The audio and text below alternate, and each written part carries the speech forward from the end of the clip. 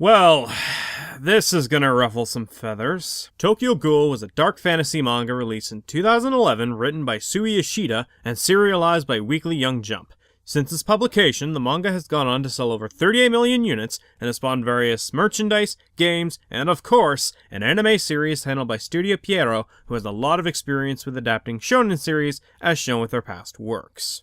I didn't like this anime. I think of it as a bad adaptation and a really bad anime. But we'll get into that in a moment. For now, let's quickly cover the story. The series revolves around Ken Kanaki, a college student who's got a thing for books, being alone, and having poor taste in women, as one night he goes on a date with Rise Kamishiro, and it's revealed that she is a ghoul, who are monsters that look like humans but survive off human flesh, and has an organ that they can use as a weapon against their predators. And after a nasty day where she tries to eat him but ends up getting crushed by debris and having her organs implanted into Kanaki so he can survive, he becomes half ghoul in the process, and has to adjust to this new part of life, while also dealing with crap from both a human and ghoul societies. Emphasis on crap, but more on that later. Now, going off of the premise, it's honestly not that bad. A person who's neither fully human or ghoul, but a mixture of both, trying to deal with both factions of society, while he's trying to come to terms with the situation he's in, while also seeing the worst from both factions. I'm not gonna lie, that actually kind of interested me. So what happened? Well, it's not executed that well. Oh sure, they do a passable job establishing how the ghouls work, as well as some parts of their society, such as the Inteku, a coffee shop comprised of ghouls who service both humans and ghouls in the daytime, but also help Kanaki with his ghoul side, specifically the old man. They do a passable job establishing the relationship between humans and ghouls, and how toxic it can be for the most part, as well as the slight glimmers of decency as shown in Nishiki and his relationship with a human by the name of Kimi, but that's just it. A lot of it is established at a basic level, but it's not really expanded upon further in this season. Now that's partially because it's only 12 episodes, but it also feels like they crammed in a bunch of stuff from the manga to make it fit into the anime, and as a result, a lot of it feels rushed and underdeveloped, especially when it comes to character development, and by extension, escalation/progression from smaller threats in the beginning to the big threat of the season, Jason. Speaking of rushed, the pacing is not that great either. Sometimes it takes its time, but a lot of the time, it just skims over details or rushes past them to make way for the next big action scene, which honestly are just okay in regards to choreography, energy, and definitely movement. Oh, and the final episode can go jump off a cliff for all I care. Sure, some may argue that it was satisfying to see Kaneki kill the guy torturing him and all that, but to me, I am not one of them because said baddie was really underdeveloped/shallow as an antagonist. Yes, I get that he's supposed to be crazy, but unlike characters like the Joker, or Junko Enoshima, or even Ahsoka, there's nothing about this character that I deem memorable or even interesting. Hell, he's not even entertaining or threatening in terms of subjectivity. He's just an XP of a serial killer more remembered for his kills than anything else. So when I see Kaneki kill him, I don't think, hell yeah, he's taking revenge on all he did to him. I'm thinking, oh, okay, yeah, get what's his face. Hell, most of the abuse/torture he did to Kaneki is done off-screen, so he doesn't even have that going for him. Jeez, I was more intimidated/scared by that abusive chicken erased, and this guy could probably kill her in 2 seconds. But you know what? There is actually a silver lining to this. All the jokes I can make about his death scene, because frankly, Kaneki's line he says before he eats him is fucking stupid, and I might as well try and make things more lighthearted for a bit after all that goddamn ranting. So after Kaneki eats Jason, does that make him Uber Jason? This is the final chapter, Jason. Forget you taking Manhattan. That's my job after this is over. Give it a year. He'll be back in a disappointing prequel. And of course, welcome to prime time, bitch. Also, another thing that pisses me off about the final couple episodes is that we don't even see what happens to the members of the Inteku after they go to Jason's location and fight the humans in the faction. They just show up to their bits, and then the anime forgets about them for the rest of it. It's ultimately left unknown because for sequel bait! Yeah, based on the negative reception I've heard about with Rude, yeah, that worked out so well, didn't it? Blow me. Oh, wait, that reminds me. You see, the second to last episode also introduces something really stupid. Despite having half his head cut off in a previous episode, one of the antagonists comes back completely healed by eating parts of himself. May I remind you that half of that middle that got cut off had parts of his brain in it. And you know what? It's even more hilariously stupid when you consider that earlier in the series, 2 ghouls were killed by the humans, and yet they stayed dead despite being the same species as 50% off over here. Oh, wait, that's right. If they didn't have their deaths, we wouldn't have this guy using the mother as a weapon and this girl unlocking the use of her organ weapon to fight him. Yep, clearly it was worth it. Fuck off! Also, yes, great job shooting guns at the fucking ghoul who can make these things. What I had the feeling that if a nuke dropped in this town, their solution would just be to try and stop it with bullets. I mean, don't see us being this stupid in real life. Okay, fair enough. Speaking of nukes, if one dropped on this area this anime took place in, I'd probably feel bad about, maybe 3 people, and that's the little girl who lost her parents, Kimi and Nishiki, because, simply put, the character element is the weakest of the show by far. Kaneki, the main lead, is whiny, weak, really annoying, and while he does have a couple of decent moments with the kid, it doesn't make up for the amount of times he's a pain to watch on screen. Did I feel bad when he got tortured near the end? Yes, because I hate seeing that happen to anyone, but at the same time, most of that torture's off screen, so it's more so implied torture instead of shown, so its effectiveness isn't as powerful as a result. Even then, it doesn't make him a better character regardless of if it was shown or not because of the factors I mentioned earlier. Not even his chemistry/personality with the other characters is all that great. It exists on a basic level, but nothing else really about them that makes me appreciate their time on screen together or makes me interested in his character in general. Also, I still find it funny that apparently he gets with Toka, the blue-haired chick, later in the series because, well, I wanted her character to die so fucking badly in this series. She's annoying, her chemistry with the other characters is flat or poor, especially with Kaneki, which comes across as a toxic one to me. Her personality was really flat or uninteresting, and she's also a douchebag, and not even a likable one. One of the worst examples is from episode 6, where she tries to kill Kimi because she knows too much, and then after her boyfriend shields her from Toka's attacks and the blindfold comes off, she just stands there like an idiot. The girl's like, "How pretty!" And Toka's like, "What does that mean?" And then she just stops and runs off, despite having the chance to kill her for really stupid reasons since she's known the ghouls for a while, shown with her being with her boyfriend for a while, and hasn't done anything about it. But frankly, if she could be stopped by that, what else would stop her? Seriously though, there was nothing about this character I liked, and even their piss-poor attempt at salvaging her character isn't even executed all that well either, and doesn't redeem her as a decent or even good character in my eyes. Which could have been fixed if the pacing was better, which, well, this wasn't. Nothing about her I liked as a character, not even in a love-to-hate way.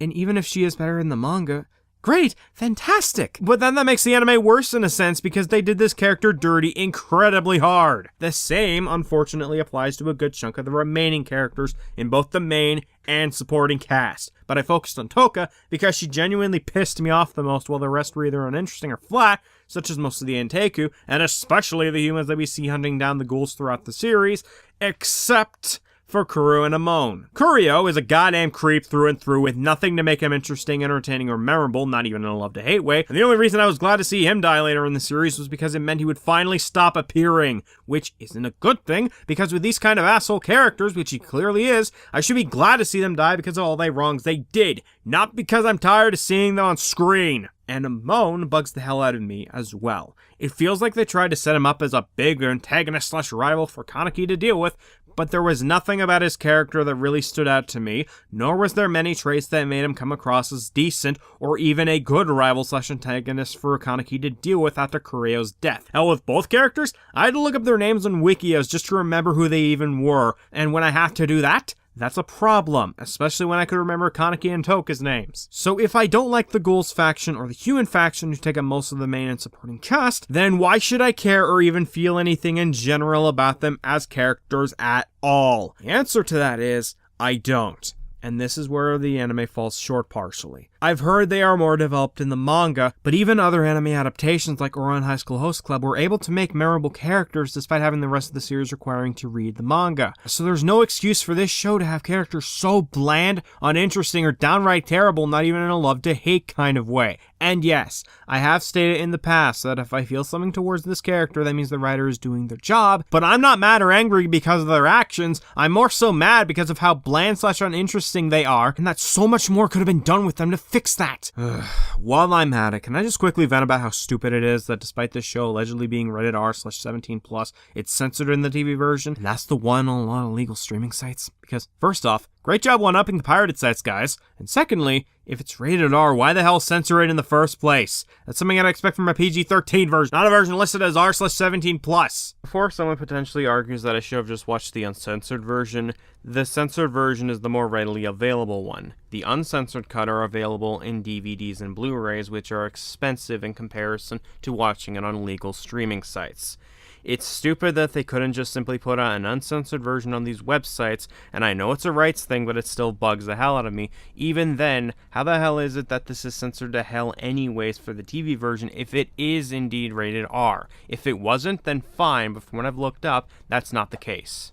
Okay, let me give some slight praise to the show after all that ranting. The animation is really good, especially in the art style, though, again, the fight scenes suck. But the music is really damn good in terms of atmosphere, lyrics, and definitely beaten rhythm. But like Sword Art Online, that's not really a major compliment I can give it, since I can find the music on its own without the need for the show, and while I do like the animation, there's frankly better anime by this company with great animation and better fight scenes than this. Besides, I can only do so much to clean up a blemish that is this show's story and characters. Because when a show like this makes me want most of the cast to die and the story is so basic and poorly handled / paced, especially when it's an adaptation, then I think it fails as a show. Because in the end, subjectively speaking, what good is pretty animation or music when the story and character element is mediocre or poor? All it does is put up a veil in front of me, and once that veil is gone and I see further into it, all I see is a property with no substance, but just a flash in the pan. And it's even more frustrating when I look at this as an adaptation, because while the intent of most of these is to get people to buy the source material, a bad adaptation has the potential to do the opposite. Instead of making them fans, they potentially become haters or just avoid the original material because, well, why would they pay their hard-earned money to buy the source material when the adaptation, which likely attracts more viewers than the ones who picked up the manga initially, was either a disappointment or terrible? Now, obviously that didn't happen for everyone who watched this. Some of them did go for the manga after watching this, but that's still no excuse for this anime's piss-poor attempt at adapting the source material, especially when there are adaptations out there that either do a good job at adapting it or make it even better. That is why Tokyo Ghoul pisses me off as both an anime and especially as an adaptation. As an anime, it has pacing issues and a terribly executed story, a cast of characters that are mostly either unlikable or basically bland with no redeeming qualities that makes me like them in any way, and consistently pissed me off every step of the way with their developments, actions, or movements that made no sense. And as I stated earlier, the horror doesn't even work properly in the TV version, which I saw for this review, because it's censored to hell or off-screen, removing a lot of the effectiveness as a result, and as an adaptation, it takes these concepts from the story that may or may not have worked and crammed it together into a 12-episode mess that instead of making me want to read the source material out of interest, instead forces me to read it to understand any of it properly or potentially get deeper characters out of it, and pisses me off so much that I want nothing to do with the manga, because if they couldn't tell a decent story or even add a decent cast of characters in 12 episodes, what makes me think they can do it in manga form in 66 chapters? Hell, Battle Tendency had better pacing than this, and that was 17 episodes! Actually, you know what? Maybe it was a good thing that I didn't read the manga before doing this. I probably would have been more pissed off than I was at how they screwed it up, and then it would have turned into Tokyo Ghoul is meanie-faced and here's why. Or a bootleg episode of the book was better. Either or. So, yeah, I do not recommend Tokyo Ghoul's anime adaptation to anyone. It's a terrible adaptation, anime, and definitely entry-level anime. And yet, it wasn't the end. Because the first series was ultimately popular, they decided to make more installments of this. Now, as I stated earlier, I have no intent of reading the manga because of how terrible this adaptation is, so that also means I will likely not be watching these continuations or reviewing them unless it's requested or part of a Patreon goal or something. Speaking of requests though, I think I'm gonna end the marathon here. After something like that, I need a break for a while. Once again, thank you all so much for your requests over the course of this marathon. And for those who didn't have the requests featured in this marathon, don't worry, I do have them saved, and I will do another viewer's request marathon in due time, so I'll tackle it then. After all this time, and after you had to put up with my stupid screaming in this video, it's the least I can do for you guys. Until then, I'm David Grimm, and thank you all for watching.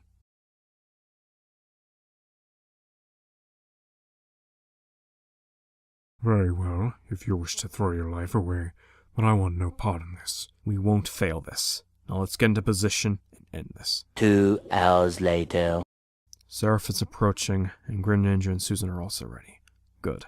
We just need to hold them off for a bit until the room Susan is in is prepared to strike. Is ready. Huh? Oh, that's a weird thing to leave open. Why leave the properties of a file in the taskbar? Back away, or else your wife is going to become a widow. Why does this computer have information on Apophis's first attack? I told you to back off and you didn't. So this is goodbye. You can't know the truth. What? So that's it. His anger. It must be amplifying his power to animate/deanimate and allow him to subconsciously reanimate the damaged area back together by pulling the parts blown off back to their original location and basically hitting the undo button on the damage inflicted. Could that be how he survived against Seraph? Regardless, this isn't good. He's literally too angry to die, and his body will keep reverting the damage I give him. Wait. Why isn't he turning around? You could have saved them. You had the chance to stop him with your powers, and yet you did nothing. You let them die. It was for the greater good, David. Besides, you cleaned up my mess. I did. Because you were too scared to do it yourself. Because of your mistake. Seraph is free and is trying to kill Susan. On top of that, you just tried to kill me and nearly separated me from my family! They've already had a hard life as is! Especially her! She means so much to me. She saved my life just as much as I saved hers. She was the brightest star I had during that dark time of my life, and helped me realize that I didn't need that red ring anymore, alongside Torture and Greninja. I could finally live a normal life after all that happened, but no! It seems that can never happen now. What a fool I was. Thinking I could finally have a chance to finally get happiness. To finally be free of this garbage. I've tried to be emotionally strong for the ones I care about during the dark times. Through my mom's near-death experience, my dad's death, Torture's death. Because I'm terrified of my physical strength. I don't want to hurt them like you did to my mom. That's why I hide it under this hoodie. I'm terrified of becoming like him. But at the same time, I can't get rid of it. Because if they get hurt, then I am responsible, because I couldn't save them, and no matter what I do, it's no use. All I do is create more issues for them. My strength, my kindness, all of it is a weakness, and it's brought them nothing but hell because of me. David, strength of any kind is not a weakness, and neither is kindness. You have gone through a lot, but you pulled through in situations a lot of people would have given up on. The death of your dad, the death of your friend, you won those. You pulled through those. And like it or not, that your impact on their lives helped them just as much as you think it hurt them. And they won't forget your positive actions for a long time. So cherish the family you have left. Continue to try and make a positive impact on their lives, so that when it does come time to say goodbye, you'll do so with no regrets. Something I must now do, and something I know you will do. Because after today, this is where we part ways. Alright. Thank you, sir. I will do my best to protect my family. I know you will. And remember what I said about strength and kindness. You shouldn't be ashamed or scared of something like that. Because I know you're nothing like him, and you'll never be like him. The fact you've gotten this far to protect them, and even risk your life to protect them, proves that. So please, stop beating yourself up, and protect the family you have left. Right!